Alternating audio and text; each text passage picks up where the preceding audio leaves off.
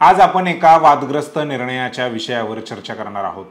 पुण्याचे वरिष्ठ वकील आणि सामाजिक कार्यकर्ते असीम सरोदे यांची बार काउन्सिल ऑफ महाराष्ट्र आणि गोवा म्हणजेच BCMG ने 3 महिन्यांसाठी सनद रद्द केली आहे।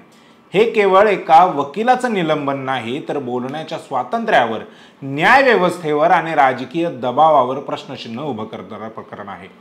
असीम सरोदे यांनी भाजप सरकारवर गंभीर आरोप केले आहेत। ते कोणते? राज्यपाल आणि विधानसभा अध्यक्षांच्या चुका बोलून दाखवणं हे चुकीचं आहे का?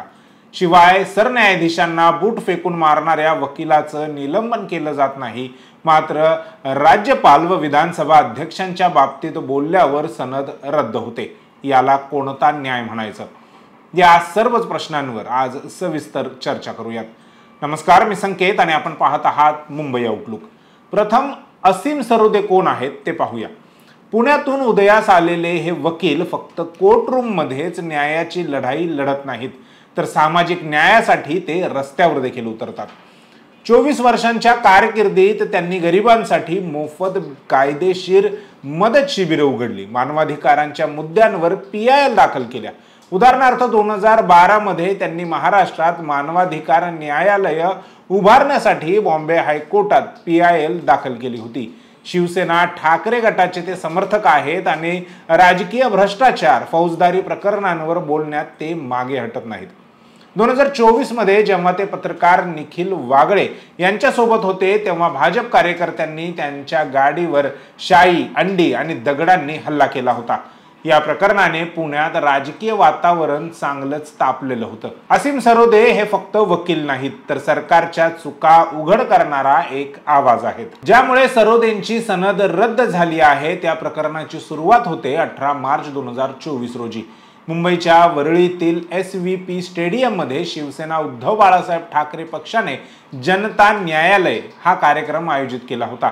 यात उद्धव ठाकरे गटाच्या अनेक नेत्यांसोबत असीम सरोदे देखील बोलले। त्यांच्या भाषणातून त्यांनी न्याय व्यवस्था, राज्यपाल आणि विधानसभा अध्यक्षांवर टीका केली। ते म्हणाले की न्याय व्यवस्था सरकारच्या दबावाखाली आणली गेली आहे आणि निकाल सत्ताधारी सरकारच्या बाजूने दिले जात आहेत।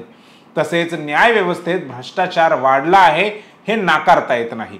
हे बोलताना त्यांनी शिवसेना खासदार संजय राऊत यांच्या अटक प्रकरणाचा उल्लेख केला, जिथे बॉम्बे हायकोर्टाने CBIला परवानगी दिली होती।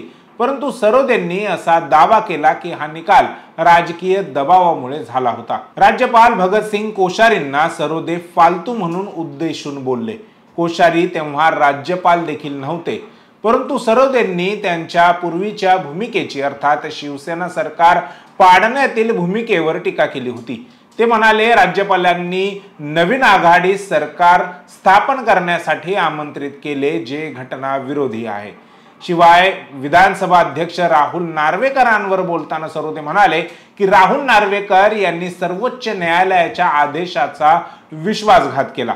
जानेवारी 2024च्या निकालाचा उल्लेख करत ज्यात नार्वेकरांनी एकनाथ शिंदे गटाला खरी शिवसेना मानले, सरोदेंनी म्हटले की हा निकाल पक्षांतराच्या नियमांचं उल्लंघन आहे। हे बोलणं सोशल मीडियावर व्हायरल झालं आणि राजकीय वाद सुरू झाला। या भाषणानंतर लगेच 18 मार्चलाच भाजप कार्यकर्ते राजेश दाभोळकर यांनी सरोदेंना माफी मागायला सांगितले। दाभोळकर हे भाजप नेते आशिष शेलारांच्या जवळचे कार्यकर्ते आहेत, असा सरोदेंचा दावा आहे। सरोदे म्हणाले की मी माफी मागणार नाही कारण मी तथ्य बोललोय, खरं बोललोय। 3 एप्रिलला नकार दिल्यावर दाभोळकरांनी ॲडव्होकेट्स ॲक्टच्या कलम 35 अंतर्गत तक्रार दाखल केली। व्हिडिओ पुरावा म्हणून जोडला गेला। बार काउन्सिलने हे प्रकरण शिस्तभंग समितीकडे सोपवलं, ज्यात विवेकानंद घाटके हे अध्यक्ष, संग्राम पाटील आणि PV नेल्सन रंजन हे सदस्य होते। समितीने 12 ऑगस्ट 2025 ला निकाल दिला। सरोदे दोषी व्यावसायिक आचारशून्यतेचा अर्थात प्रोफेशनल मिसकंडक्टचा गुन्हा सिद्ध केला गेला। त्यांना 3 महिन्यांसाठी सनद निलंबित आणि 25,000 रुपयांचा दंड ठोठावला गेला। परंतु हा निकाल सरोदेंपर्यंत पोहोचला 3 नोव्हेंबरला, म्हणजे काल। इतका उशीर का? सरोदे म्हणतात हे राजकीय षडयंत्र आहे। 12 नोव्हेंबरला सर्वोच्च न्यायालयात शिवसेना प्रकरणाची सुनावणी आहे, त्यापूर्वी मला शांत करण्याचा हा प्रयत्न आहे। सरोदे पुढे असेही म्हणतात की मी काही अपमानजनक बोललेलो नाही, मी फक्त विधानसभा अध्यक्ष आणि राज्यपालांच्या कार्यपद्धतीचं विश्लेषण केलं. फालतू हा शब्द घटना विरोधी नाही आणि कोश्यारी तेव्हा राज्यपाल देखील नव्हते.